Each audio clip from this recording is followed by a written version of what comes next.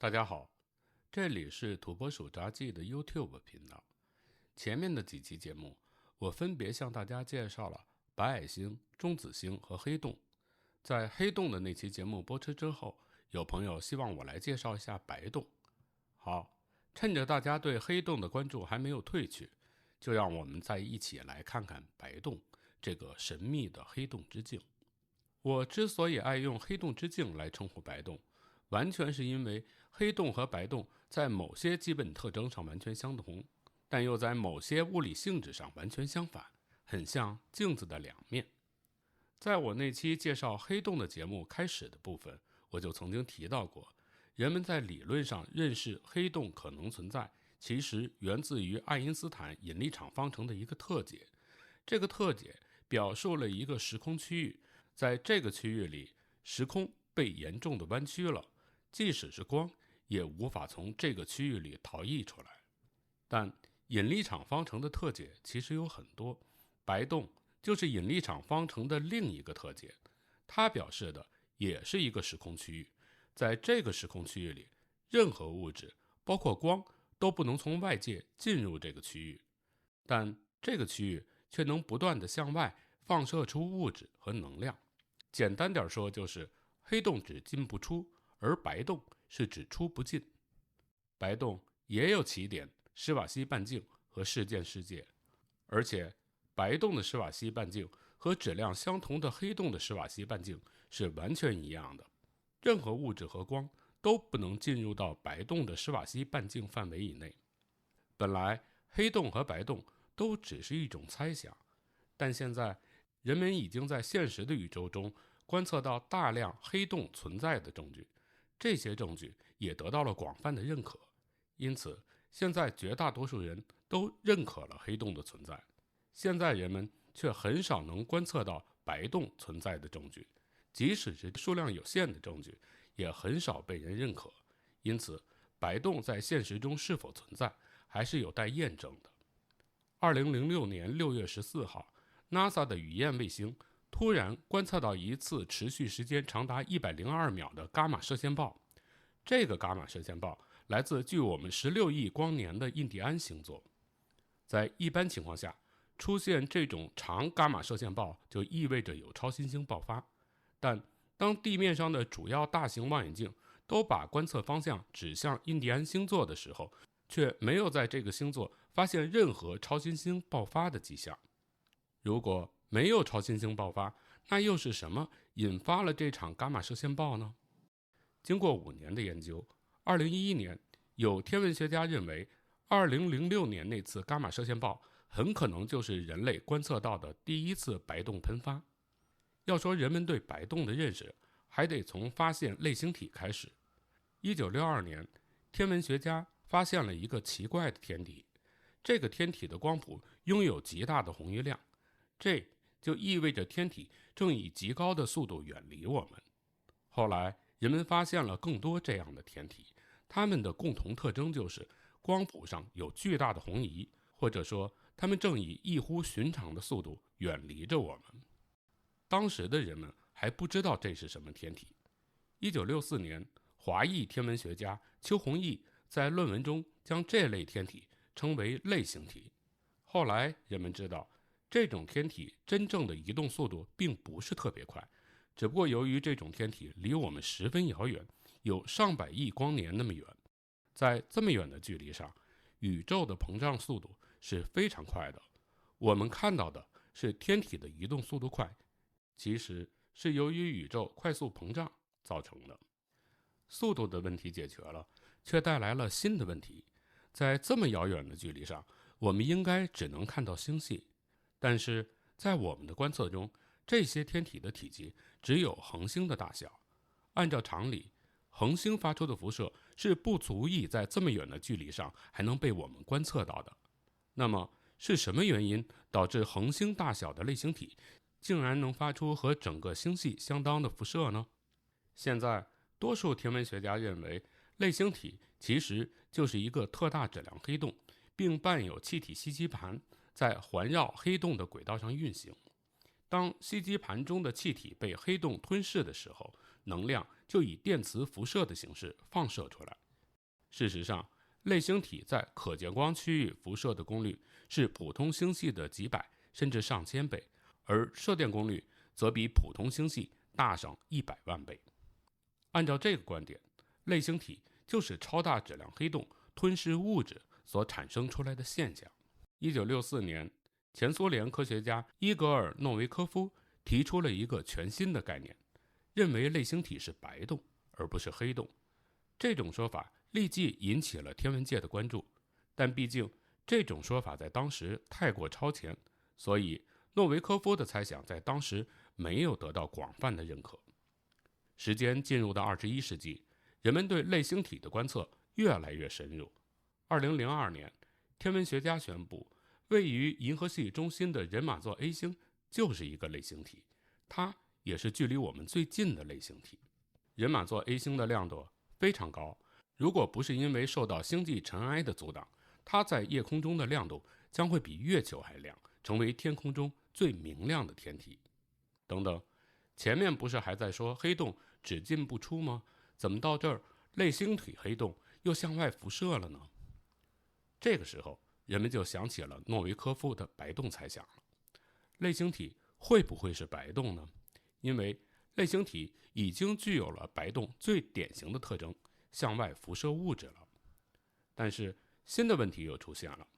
科学家们已经观测到人马座 A 星吞噬其他的小黑洞，而且还在吞噬的过程中喷射出巨大的等离子辐射和气体尘埃。这就说明人马座 A 星是有进有出的，它既像黑洞又像白洞。后来印度理论物理学家阿贝·阿西提卡提出了一种新的假说，他认为所有的黑洞都有可能变成一个白洞，曾经吸入黑洞的物质也有可能从白洞反弹出来。这个理论表明黑洞和白洞是可以相互转化的。2005年，天文学家发现，在距离我们 2.3 亿光年的 NGC 541星系的中心，存在着一个质量达到2亿到9亿倍太阳质量的超大质量黑洞，它还在不停地向外喷流。大家请看屏幕，在屏幕左上方2个橙色的亮点的旁边就是那个隐藏的黑洞。当然我们看不见它，但我们能够看到在黑洞的右下方有着一个明可夫斯基矮星系，这个矮星系内有数量众多的新生恒星。NGC 541黑洞的喷流很可能就是这些新生恒星诞生的原因。看到这儿，可能就会有朋友问，喷出的物质都能产生恒星了，这到底是黑洞还是白洞啊？要说明这个问题，我们就得来聊聊黑洞、白洞和宇宙的关系了。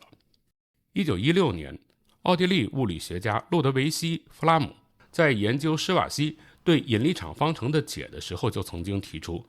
这个解描述了2个不同的时空区域，可以由一个时空管道来连接。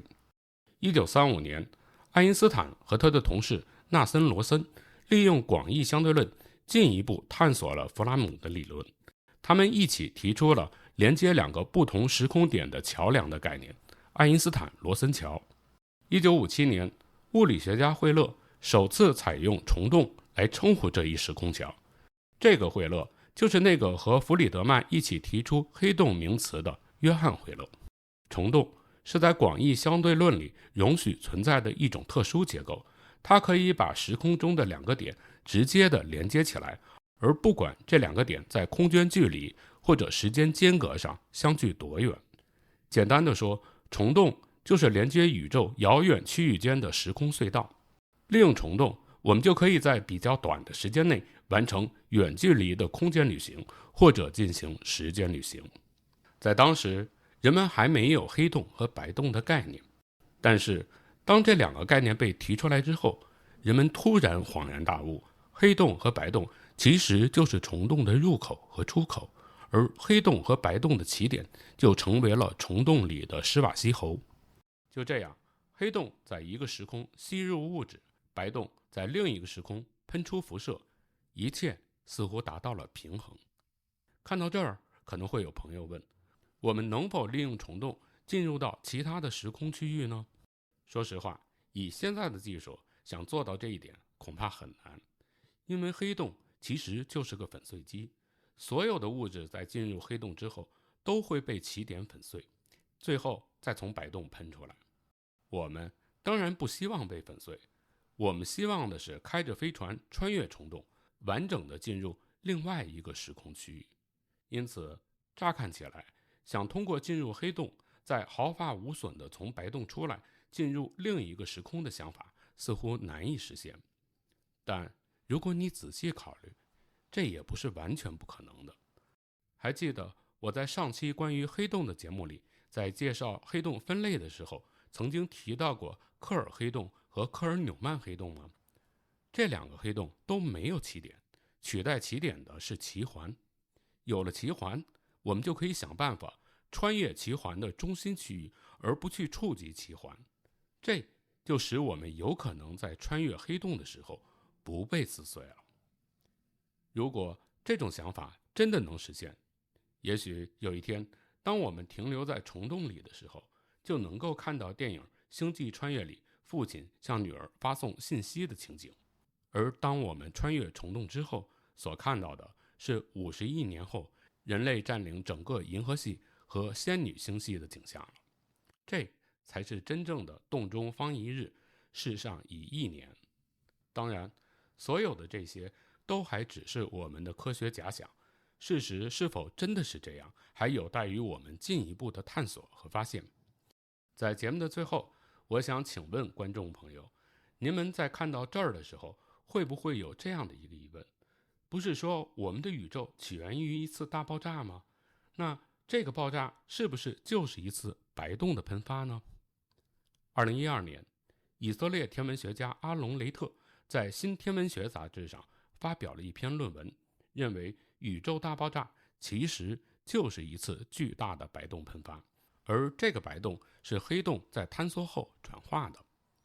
说到这儿，您是不是会想起中国的太极图了？在太极图里，黑与白此消彼长，循环往复，似乎就是黑洞和白洞的真实写照。或许我们的老祖宗早就已经参透了宇宙的奥秘，只不过后来在历史的长河中被时间所掩盖了罢了。白洞理论是当代天文学中最具想象力也最令人好奇的理论，只是这种理论听上去实在是太为玄幻，让人觉得有点不可思议。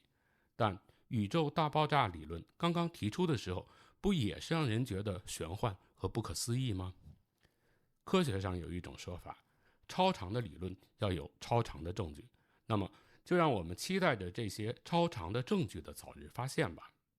好，关于白洞，今天就和大家聊到这里，谢谢您的陪伴。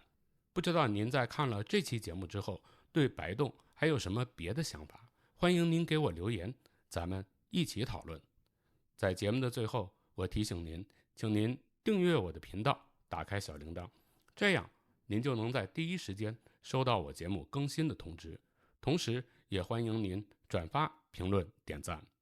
咱们下期节目再见。